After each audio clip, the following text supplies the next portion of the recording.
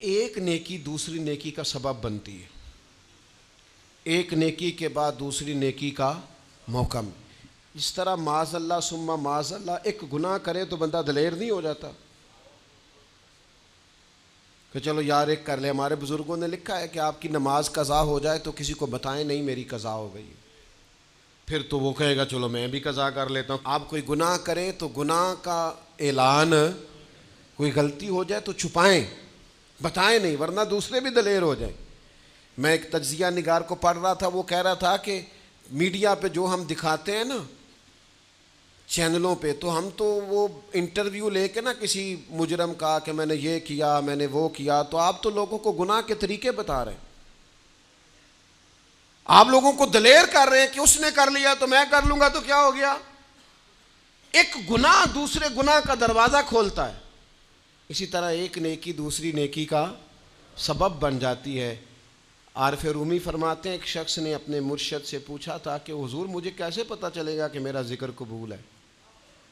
تو کہنے لگے جب تو نے پہلی دفعہ ذکر کیا تھا نا، اور اس ذکر الہی کے بعد تمہیں دوبارہ ذکر الہی کی توفیق ملی تھی، تو رب نے وہ پہلا قبول کیا تھا تو دوبارہ توفیق عطا فرمائی. اس کے حضور وہ قبول ہو گیا، دوبارہ تمہیں توفیق عطا کر دی. ایک نیکی دوسری نیکی کا سبب. اگر آپ نیک ہونا چاہتے ہیں تو نیکیاں کرنی شروع کر دیں. بعض دوستوں سے کہتے ہیں داڑھی شریف رکھ لیں، تو کہتے ہیں ابھی میں نیک نہیں ہوں. تو میں نے کہا داڑھی رکھ کے تو بندہ نیک ہوتا ہے، اب رکھیں گے تو نیک ہو جائیں گے. شروع تو کریں. آپ کو اس کا لحاظ ہوگا کہ یار اب میں نے داڑھی بھی رکھی ہوئی. ایک نیکی دوسری نیکی کا رستہ کھولتی ہے، ایک نیکی دوسری نیکی کے لیے راہ کو کشادہ کرتی. اگر نیک ہونا چاہتے ہیں تو یہ روحانی قانون یاد رکھیں کہ ایک نیکی دوسری نیکی کا سبب بنے گی. امام طبرانی روایت لائے ہیں، نبی پاک علیہ السلام کے حضور ایک شخص نے عرض کیا تھا کہ یا رسول اللہ صلی اللہ تعالی علیہ وسلم، دور جاہلیت میں نے 360 بچیوں کو زندہ درگور ہونے سے بچایا ہے.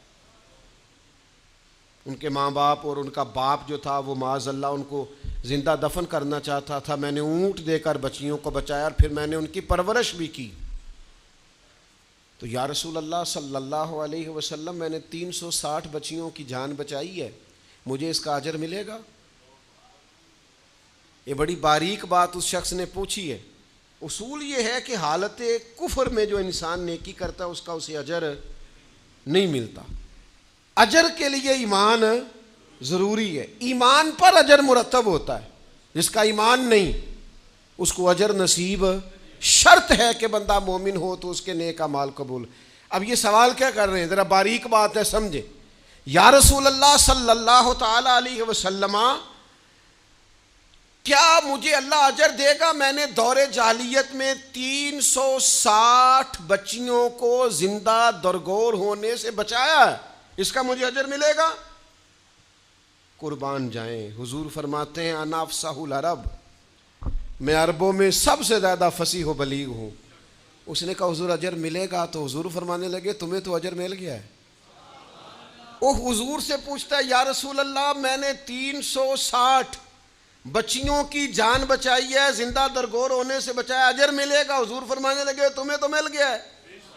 او بھائی مل گیا ہے نا، حضور کے سامنے بیٹھا ہوا ہے، اس سے زیادہ بھی کوئی اجر ملنا ہے؟ نبی پاک کے سامنے بیٹھ گیا ہے اور حضور سے سوال کر رہا ہے. تو حضور فرمانے لگے تمہیں تو اجر مل گیا ہے. یا رسول اللہ کیسے؟ فرمایا اللہ نے تمہیں اسلام کی توفیق نہیں دے دی، تمہیں تو اجر مل گیا ہے. صحابہ وہ صحابہ تھے جن کی ہر صبح عید ہوتی تھی، خدا کا قرب حاصل تھا، نبی کی دید ہوتی تھی، تو اجر تو مل گیا ہے تمہیں، اللہ نے اسلام کی توفیق عطا کر دی ہے. وہ جو تم نے دور جاہلیت میں نیکیاں کی اس کا اجر یہ ملا کہ اللہ تعالیٰ نے تمہارا سینہ اسلام کے لیے کھول دیا، تمہیں اسلام کی توفیق مل گئی ہے، تم مسلمان ہو گئے ہو تو اس نیکی کا تمہیں اجر ملا ہے. زندگی بھر یاد رکھیں، آپ نیکی کریں گے تو نیکیوں کے رستے کھل جائیں گے. آپ تقوی کی راہ پر چلیں گے تو آپ کا سینہ اللہ تعالیٰ کھول دے گا عبادت کے لیے. ایک نیکی دوسری نیکی کا سبب. اس لیے حضور علیہ السلام نے فرمایا تم نے نیکی کو کبھی حقیر نہیں سمجھنا. کچھ نہ ہو سکے تو بھائی سے مسکرا کے ملاقات ہی کرنا. چھوٹی سے چھوٹی نیکی کو بھی چھوڑیں, حریص ہو جائیں نیکیوں کی. نیکیاں کریں گے تو آپ محسوس کریں گے کہ ایک روحانی ضابطہ قائم ہو گیا ہے کہ اس نیکی کی وجہ سے اللہ تعالیٰ مزید نیکی کی توفیق عطا کر رہا ہے.